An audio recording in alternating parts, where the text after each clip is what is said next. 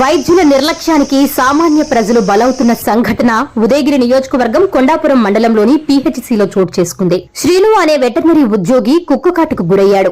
దీంతో స్థానికంగా ఉన్న పీహెచ్సీకి రాత్రి 9 గంటలకు చికిత్స నిమిత్తం వెళ్లగా అక్కడ సిబ్బంది ఎవ్వరూ అందుబాటులో లేరు. దీంతో శ్రీను డాక్టర్ కు ఫోన్ చేశాడు. కనీసం ఫోన్ చేసిన వ్యక్తి సమస్య కూడా తెలుసుకోకుండా నా ఫోన్ నంబర్ నీకెవరిచ్చారని సదరు డాక్టర్ ఆగ్రహించారు. కుక్క కరిచింది, ఇంజెక్షన్ కోసం వచ్చానని గాయపడిన వ్యక్తి చెప్పడంతో అంత అర్జెంట్ అయితే కావలి వైద్యశాలకు వెళ్లాలని ఆయన నిర్లక్ష్యంగా సమాధానమిచ్చారని శ్రీను వాపోయాడు. ప్రజల ప్రాణాలతో చలగాటం మాడుతున్న ఇటువంటి డాక్టర్లపై జిల్లా ఉన్నతాధికారులు చర్యలు తీసుకోవాలని వారు విజ్ఞప్తి చేస్తున్నారు.